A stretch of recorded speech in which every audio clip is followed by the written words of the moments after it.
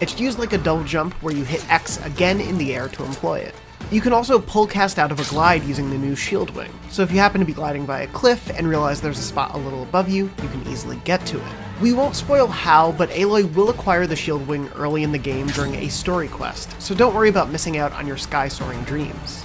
In fact, the developers ensure that all of these major tools would be something players would be able to pick up, though there will be weapons and things that you can collect on the periphery. All the way down to the ground, but also now with these new underwater sections in the game, there was a new forms of exploration, new things to explore, and just a whole new kind of geometry there.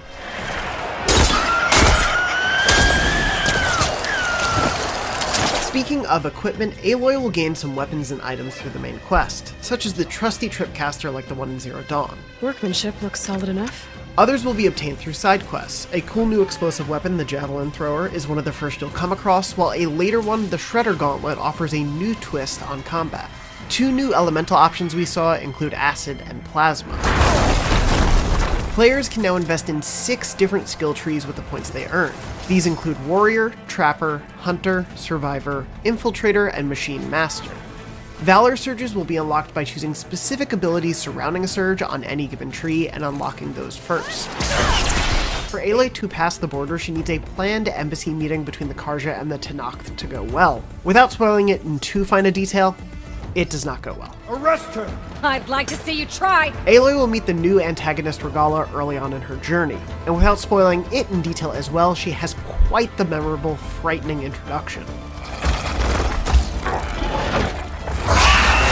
Settlements are going to be a much larger part of your time in Forbidden West, with new and returning side quest types, more lively NPCs and interactions, and much more variety in animation. Chainscrape is a new one that we saw during our preview. Aloy could craft health potions and other boosts, but one of the easiest ways to refill health was to pick up life-granting fauna in the world. Until your stash was limited, of course. Luckily in Forbidden West, if you reach your capacity for health berries, which was 10 of them during the early portion I played, you can collect even more. They're just sent back to your general stash. And if you hold down up on the D-pad, you can refill your on-hand collection so that you never run out. Aloy will be able to access this stash from various settlements throughout Forbidden West. The focus is key to observing machines before you fight, but in Zero Dawn you'd have to carefully move the right stick around to highlight each part. Worry no longer.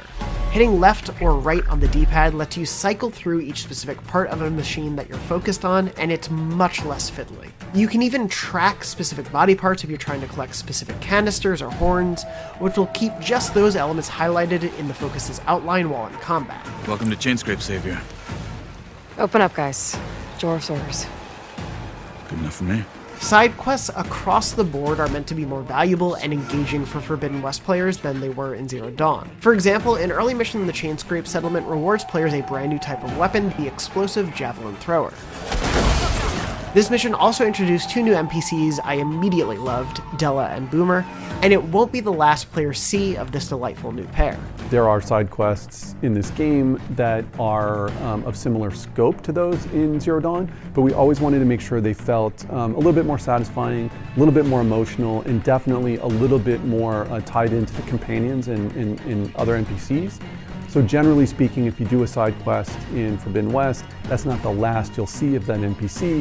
You can have the discount too, but you'll have to come back later. A new side quest includes a series of melee pits. The first is in Chainscrape, but you'll find more in the Forbidden West. They'll help train you on new combat techniques and test your skills with the ultimate goal of defeating a member of the Tenakth tribe known as the Enduring. Another side quest known as Vista Points will see Aloy gain some data from mysterious metal posts.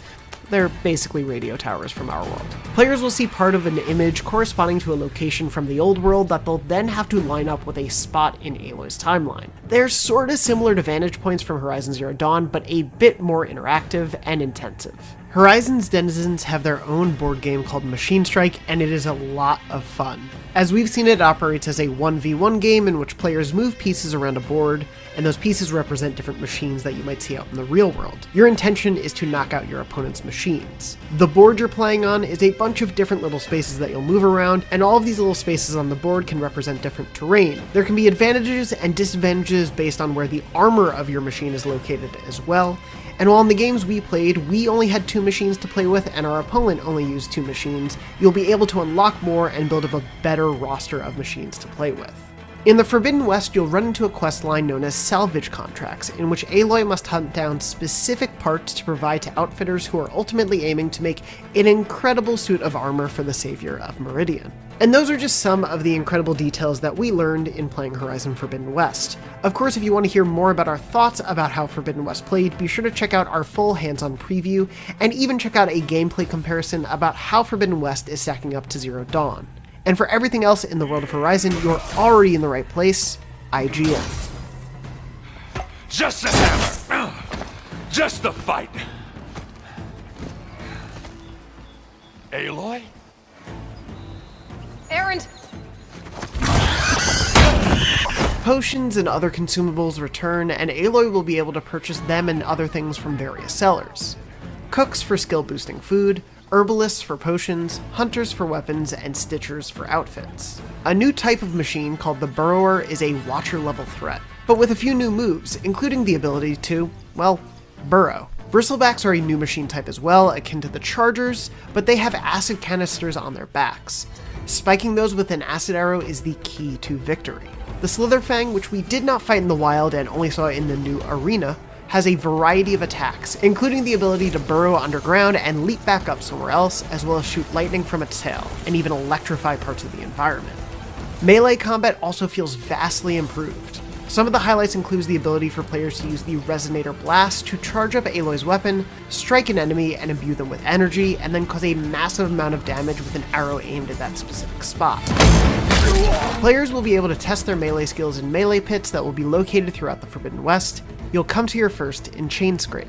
The arena is a large, optional side attraction for players to engage in. Complete challenges against various different machines, and do so under a time limit to earn medals to unlock great equipment.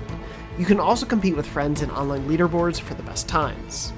We wanted to make sure that there's a certain path through this game where if players want to experience the main quest and kind of get to the end of the story as quickly as possible, that they could do that. And also, there's definitely a progression through this game that's really focused on combat. Like if you want to just fight the biggest and baddest machines, we're going to let that happen. The arena is like a great example of that, where you can actually do it repeatedly. Never seen anyone use one of those to get around. Aloy's journey picks up roughly 6 months after the end of Horizon Zero Dawn. Her main quest, of course, is to stop the red blight that is seemingly infecting the world, as she hopes to prevent another mass extinction of humanity. After an intro we haven't seen, Aloy believes she can find answers in the Forbidden West, land beyond the Nora, Oseram, and Karja territory we already know. But the border is currently guarded by Karja leadership on her side, and a group of members from the Tenakth tribe waiting on the other. The Tenakth are actually made up of 3 different civilizations, each with their own customs and ways of life. They are one of 2 big new tribes, the other being the Utaru. You know, with the Tenakth, you see a lot of drilling, a lot of practice fighting, a lot of games that kind of feel like one-upsmanship between the tribal members, whereas the Utaru are much more focused on a kind of agrarian. In Forbidden West, we feel like we've only scratched the surface, but still found an incredible amount of detail in Guerrilla Games' sequel. Aloy's world is brought to life in much more vivid detail, with improved animation, new machines, an evolved combat system, and so much more. While we await its full release on February 18th for PS4 and PS5, let's dig into all the amazing new details we discovered about Horizon Forbidden West, and why they should have you just as excited as we are.